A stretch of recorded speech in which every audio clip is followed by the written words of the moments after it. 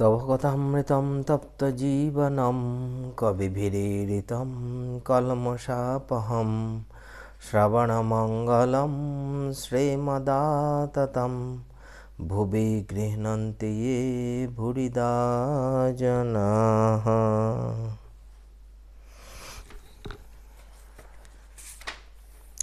তোমার কথামৃত তাপদগ্ধ জনগণের জীবনস্বরূপ, মুনিগণ কর্তৃক কীর্তিত, পাপসমূহের বিনাশক, শ্রবণমাত্রই মঙ্গলপ্রদ ও সকল সম্পদের আকর। কাল আমরা পড়েছি 229 পৃষ্ঠায়। ঠাকুর শিব মন্দিরের সিঁড়িতে বসে আছেন। মাস্টারমশাই এসেছেন, তিনি ঠাকুরের পায়ের কাছে সিঁড়িতে বসেছেন এবং তাদের মধ্যে কথা হচ্ছে। ঠাকুর বলছেন যে মণি মল্লিকের নাচ জামাই এসেছিল, সে কোন বইতে পড়েছে, সেখানে বলেছে যে ঈশ্বরকে তেমন জ্ঞানী সর্বজ্ঞ বোধ হয় না, কারণ তার জগতে এত দুঃখ কেন, আর এই যে জীবের মৃত্যু হয় একবারে মেরে ফেললেই হয়, ক্রমে ক্রমে অনেক কষ্ট দিয়ে মারা কেন। যে বই লিখেছে সে নাকি বলেছে যে আমি হলে এর চেয়ে ভালো সৃষ্টি করতে পারতাম। মাস্টারমশাই চুপচাপ শুনছেন, ঠাকুর বলেই যাচ্ছেন। এবার তার কথার অনুপাতে তিনি বলছেন, তাকে কি বোঝা জায়গা, আমিও কখনো তাকে ভাবি ভালো, কখনো ভাবি মন্দ। তার মহামায়ার ভিতর আমাদের রেখেছেন, কখনো তিনি হুঁশ করেন, আবার কখনো অজ্ঞান করেন। একবার অজ্ঞানটা চলে যায়, আবার ঘিরে ফেলে। পুকুর পানা ঢাকা, ঢিল মারলে খানিকটা জল দেখা যায়, আবার খানিকক্ষণ পরে পানা নাচতে নাচতে এসে সে জলটুকুও ঢেকে ফেলে। যতক্ষণ দেহ বুদ্ধি ততক্ষণ সুখ দুঃখ, জন্ম মৃত্যু, রোগ শোক দেহেরই, এইসব আত্মার নয়। দেহের মৃত্যুর পর তিনি হয়তো ভালো জায়গায় নিয়ে যাচ্ছেন, যেমন প্রসব বেদনার পর সন্তান লাভ। আত্মজ্ঞান হলে সুখ দুঃখ জন্ম মৃত্যু স্বপ্নবৎ বোধ হয়। আত্মজ্ঞান হলে তখন এগুলো স্বপ্নবৎ বোধ হবে। আমরা কি বুঝবো, 100 ঘটিতে কি 10 দুধ ধরে? নুনের পুতুল সমুদ্র মাপতে গিয়ে আর খবর দেয় না, গিয়ে মিশে যায়। সন্ধ্যা হইল, আরতি হইতেছে। ঠাকুর নিজের ঘরে ছোট্ট খাটটিতে বসে জগন্মাতার চিন্তা করিতেছেন।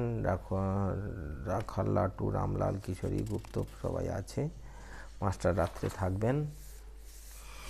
তারপর দেখি কি বলছেন। বলতেছেন প্রত্যুষে ও ঠাকুর বলছেন প্রত্যুষে ও শেষ রাত্রে ধ্যান করা ভালো, ও প্রত্যহ সন্ধ্যার পর। কিরূপ ধ্যান করিতে হয়, সাকার ধ্যান, অরূপ ধ্যান, সেই সব বলিতেছেন। কিয়ৎক্ষণ পরে ঠাকুর পশ্চিমের গোল বারান্দায় বসিয়া আছেন। রাত্রি 9টা। মাস্টার কাছে বসিয়া আছেন। ঠাকুর বলছেন, দেখো এখানে যারা যারা আসবে সকলের সংশয় মিটে যাবে। কি বলো? ঠাকুরের কাছে যারা যারা আসবে মানে ঠাকুরের ভাব যারা যারা অবলম্বন করবে তাদের সংশয় মিটে যাবে, ঠাকুর নিজেই বলছেন। মাস্টার আজ্ঞা হাঁ। এমন সময় গঙ্গাবক্ষে অনেক দূরে মাঝি নৌকা লইয়া যাইতেছে ও গান ধরিয়াছে। সেই গীত ধ্বনি মধুর অনাহত ধ্বনির ন্যায় অনন্ত আকাশের ভিতর দিয়া গঙ্গার প্রশস্ত বক্ষ যেন স্পর্শ করিয়া ঠাকুরের কর্ণকুহরে প্রবেশ করিল। ঠাকুর অমনি ভাবাবিষ্ট। ঠাকুর মাস্টারের হাত ধরিয়া বলিতেছেন, দেখো দেখো আমার রোমাঞ্চ হচ্ছে, আমার গায়ে হাত দিয়ে দেখো। তিনি সেই প্রেমাবিষ্ট কণ্টকিত দেহ স্পর্শ করিয়া অবাক হইয়া রহিলেন। পুলকে পূরিত অঙ্গ। উপনিষদের কথা আছে যে তিনি বিশ্বে ওতপ্রোত হইয়া আছেন। তিনিই কি শব্দরূপে শ্রীরামকৃষ্ণকে স্পর্শ করিতেছেন? এই কি শব্দব্রহ্ম? কিয়ৎক্ষণ পরে ঠাকুর আবার কথা কহিতেছেন। শ্রীরামকৃষ্ণ, যারা যারা এখানে আসে তাদের সংস্কার আছে, কি বলো? এই সংস্কার কথাটা মাস্টারমশাইয়ের একটুখানি লেগেছে। মাস্টারমশাই আজ্ঞা হাঁ। শ্রীরামকৃষ্ণ, অধরের সংস্কার ছিল মাস্টার, তার বলতে? শ্রীরামকৃষ্ণ, সরল হলে শীঘ্র ঈশ্বরকে পাওয়া যায়। আর দুটো পথ আছে, সৎ অসৎ। সৎ পথ দিয়ে চলে যেতে হয়। মাস্টার আজ্ঞা হাঁ। সুতোর একটু আঁচ থাকলে ছুঁচের ভিতর যাবে না, ঠাকুর বলেছিলেন, সেটা মনে আছে। মাস্টারমশাই রিপিট করলেন। খাবারের সঙ্গে চুল জিভে পড়লে মুখ থেকে সব শুদ্ধ ফেলে দিতে হয়। মাস্টারমশাই বলছেন, তবে আপনি যেমন বলেন, যিনি ভগবত দর্শন করেছেন তাকে অসৎসঙ্গে কিছু করতে পারে না। খুব জ্ঞানাগ্নিতে কলা গাছটা পর্যন্ত জ্বলে যায়। ঠাকুর খানিক ওই এখানে গান হইতেছে, অভয় পদে প্রাণ সপেছি, রাজনারায়ণ গান গাইতেছেন। আর আমি আর কি জমের ভয় রেখেছি, এই গানটা করছেন। আর ঠাকুর খানিক শুনিতে শুনিতে ভাবাবেষ্ট হইয়া দাঁড়িয়া পড়িয়াছেন ও গান করিতেছেন, আখর দিচ্ছেন। তারপরে গান হলো, রণে এসেছে কার কামিনী, সজল জলদ জৈনিয়া কায়ে দশনে দোলে দামিনী। ঠাকুর সমাধিস্থ হইলেন। এভাবে ওইটা হলো। এরপরে আমরা 231 পৃষ্ঠায় তৃতীয় পরিচ্ছেদ পড়ব আজকে। ঠাকুর শ্রীরামকৃষ্ণ কলিকাতা রাজপথে ভক্ত সঙ্গে। মাস্টারমশাইয়ের সঙ্গে সেদিন কথা হয়ে গেছে ওই শিব মন্দিরের সিঁড়িতে। আজ দেখুন, শ্রীরামকৃষ্ণ গাড়ি করিয়া দক্ষিণেশ্বর কালীবাড়ি হইতে বাহির হইয়া কলিকাতা অভিমুখে আসিতেছেন। সঙ্গে রামলাল, দু একটি ভক্ত। ফটক হইতে বাহির হইয়া দেখিলেন 4টি ফজলি আম হাতে করিয়া মণি পদব্রজে আসিতেছেন। 4টি ফজলি আম হাতে করিয়া এসেছেন মাস্টারমশাই। মণিকে দেখিয়া গাড়ি থামাইতে বলিলেন। মণি গাড়ির উপর মাথা রাখিয়া প্রণাম করিলেন। শনিবার 21 জুলাই 1883 খ্রিস্টাব্দ, 6ই শ্রাবণ, আষাঢ় কৃষ্ণা প্রতিপদ, বেলা 4টা। ঠাকুর অধরের বাড়ি যাইবেন, তৎপরে শ্রীযুক্ত যদু মল্লিকের বাড়ি, সর্বশেষে খেলাত ঘোষের বাড়ি যাইবেন। শ্রীরামকৃষ্ণ মণির প্রতি সহাস্যে, তুমিও এসো না, আমরা অধরের বাড়ি যাচ্ছি। মণি যে আজ্ঞে বলিয়া গাড়িতে উঠিলেন। মণি ইংরেজি পড়িয়াছিলেন, তাই সংস্কার মানিতেন না। ওই আগের দিন অধরের সংস্কার ছিল বলছেন ঠাকুর, সেইটা। কিন্তু কয়েকদিন হইলেও ঠাকুরের নিকট স্বীকার করিয়া গিয়াছিলেন যে অধরের সংস্কার ছিল, তাই তিনি অত তাহাকে ভক্তি করেন। এই বাটিতে ফিরিয়া গিয়া ভাবিয়া দেখিলেন যে সংস্কার সম্বন্ধে এখনও তাহার সম্পূর্ণ বিশ্বাস হয় নাই। তাই ওই কথা বলিবার জন্যই আজ ঠাকুরকে দর্শন করিতে আসিয়াছেন। ঠাকুর কথা কহিতেছেন। শ্রীরামকৃষ্ণ, আচ্ছা, অধরকে তোমার কিরূপ মনে হয়? মণি, আজ্ঞে তাঁর খুব অনুরাগ। শ্রীরামকৃষ্ণ, অধরও তোমার খুব সুখ্যাতি করে। মণি কিয়ৎক্ষণ চুপ করিয়া আছেন। এবার পূর্বজন্মের সংস্কারের কথা উত্থাপন করিতেছেন। কিছু বোঝা যায় না, অতি গুহ্য কথা। মণি, আমার পূর্বজন্ম ও সংস্কার এসব তাতে তেমন বিশ্বাস নাই। এতে কি আমার ভক্তির কিছু হানি হবে? শ্রীরামকৃষ্ণ বলছেন, তাঁর দৃষ্টিতে সবই হতে পারে, এই বিশ্বাস থাকলেই হলো।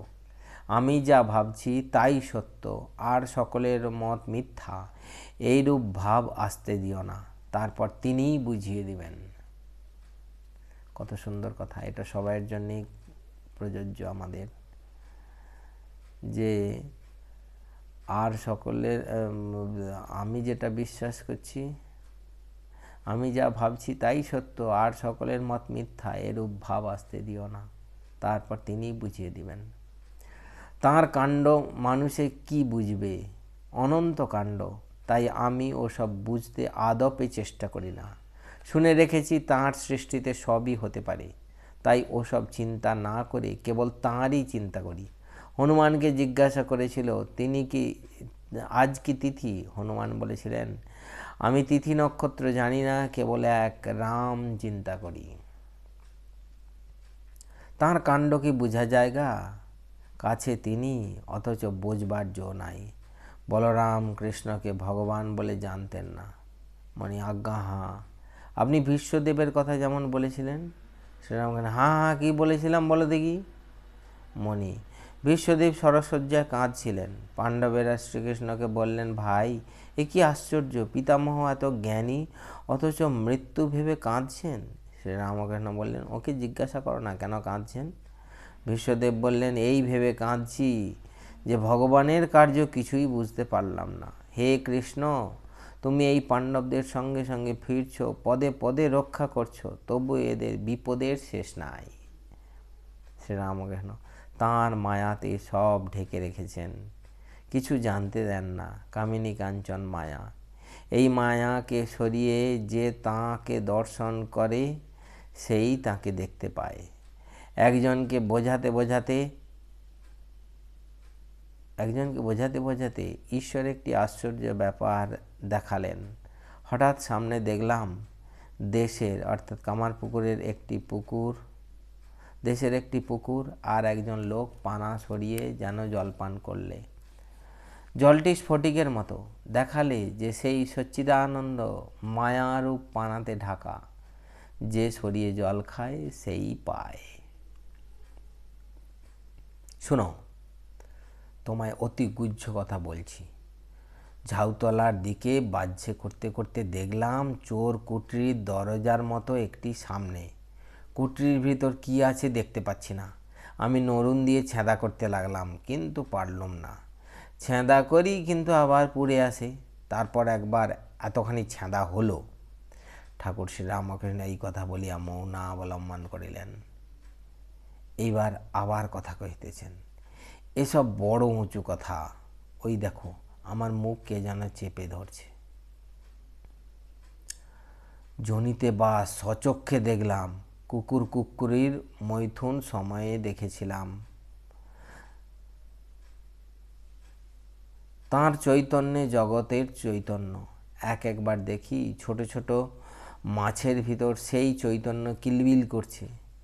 গাড়ি শোভাবাজারের চৌমাথার দরমাহাটার নিকট উপস্থিত হইল।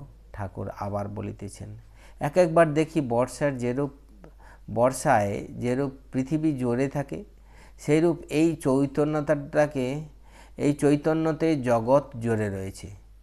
কিন্তু এত দেখা হচ্ছে, আমার কিন্তু অভিমান হয় না। মণি সহাস্যে, আপনার আবার অভিমান? শ্রীরামকৃষ্ণ, মায়েরই বলছি। আমার যদি একটু অভিমান হয়? মণি, গ্রিস দেশে একটি লোক ছিলেন, তার নাম সক্রেটিস। দৈববাণী হয়েছিল যে সকল লোকের মধ্যে তিনিই জ্ঞানী। সে ব্যক্তি অবাক হয়ে গেল। তখন নির্জনে অনেকক্ষণ চিন্তা করে বুঝতে পারলে। তখন সে বন্ধুদের বললে, আমি কেবল বুঝেছি যে আমি কিছুই জানি না, কিন্তু অন্যান্য সকল লোকে বলছে আমাদের বেশ জ্ঞান হয়েছে, কিন্তু বস্তুত সকলেই অজ্ঞান। শ্রীরামকৃষ্ণ, আমি একবার ভাবি যে আমি কি জানি যে এত লোকে আসে। বৈষ্ণবচরণ খুব পণ্ডিত ছিল। সে বলতো, তুমি যে সব কথা বলো সব শাস্ত্রে পাওয়া যায়, তবে তোমার কাছে কেন আসি জানো? তোমার মুখে সেগুলি শুনতে আসি। মণি, সব কথা শাস্ত্রের সঙ্গে মেনে। নবদ্বীপ গোস্বামী সেদিন পেনেটিতে সেই কথা বলেছিলেন। আপনি বললেন যে গীতা বলতে বলতে ত্যাগী হয়ে যায়, বস্তুত তাগী হয়। কিন্তু নবদ্বীপ গোস্বামী বললেন, তাগী মানেও যা, ত্যাগী মানেও তা। ত্বক ধাতু একটা আছে, তাই থেকে তাগী হয়। শ্রীরামকৃষ্ণ, আমার সঙ্গে কি কারোর মেলে? কোনো পণ্ডিত কি সাধুর সঙ্গে? মণি, আপনাকে ঈশ্বর স্বয়ং হাতে গড়েছেন, অন্য লোকদের কলে ফেলে তৈরি করেছেন। যেমন আইন অনুসারে সব সৃষ্টি হচ্ছে। শ্রীরামকৃষ্ণ সহাস্যের রামলালাদিকে, ওরে বলে কি রে? ঠাকুরের হাস্য আর থামে না। অবশেষে বলিতেছেন, মায়েরই বলছি, আমার যদি একটু অভিমান হয়? মণি, বিদ্যাতে একটা উপকার হয়, এইটি বোধ হয় যে আমি কিছু জানি না আর আমি কিছুই নই।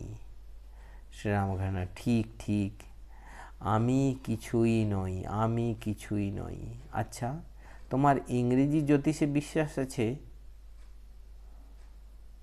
মণি, ওদের নিয়ম অনুসারে নতুন আবিষ্ক্রিয়া অর্থাৎ ডিসকভারি হতে পারে। ইউরেনাস গ্রহের এলোমেলো চলন দেখে দূরবীন দিয়ে সন্ধান করে দেখলে যে নতুন একটি গ্রহ নেপচুন জ্বলজ্বল করছে। আবার গ্রহণ গণনা হতে পারে। শ্রীরামকৃষ্ণ, তা হয় বটে। গাড়ি চলিতেছে, প্রায় অধরের বাড়ির নিকট আসিল। ঠাকুরমণিকে বলিতেছেন, সত্যেতে থাকবে, তাহলে ঈশ্বর লাভ হবে। মণি, আর একটি কথা আপনি নবদ্বীপ গোস্বামীকে বলেছিলেন, হে ঈশ্বর আমি তোমায় চাই, দেখো দেখো যেন তোমার ভুবন মোহিনী মায়ার ঐশ্বর্যে মুগ্ধ করো না, আমি তোমায় চাই। শ্রীরাম বলেন, হ্যাঁ ওইটি আন্তরিক বলতে হবে, বলতে হবে বলে দিয়েছেন, খুব সুন্দর, ওটা ঠিকই, কিন্তু ওই বলাটা আন্তরিক হতে হবে, যে হে ঈশ্বর আমি তোমায় চাই, দেখো যেন তোমার ভুবন মোহিনী মায়ার ঐশ্বর্যে মুগ্ধ করো না, আমি তোমায় চাই। শ্রীরামকে না, ওইটি আন্তরিক বলতে হবে। ঠাকুর সম্মত হয়েছেন মাস্টারমশাইয়ের কথায়। ওটা ঠাকুরেরই কথা, নবদ্বীপ গোস্বামীকে বলেছিলেন, সেটা মাস্টারমশাই রিপিট করলেন, আর ঠাকুর আন্তরিকতার কথা যোগ করে দিলেন। আজ এই পর্যন্ত। ওম নিরঞ্জনং নিত্যমনন্তরূপং ভক্তানুকম্পাধৃতবিগ্রহং বৈ ঈশাবতারং পরমেশমিড্যং তং রামকৃষ্ণং শিরসা নমামः। ওম শান্তি শান্তি শান্তিः। হরিः ওম তৎসৎ। শ্রীরামকৃষ্ণার্পণমস্তু।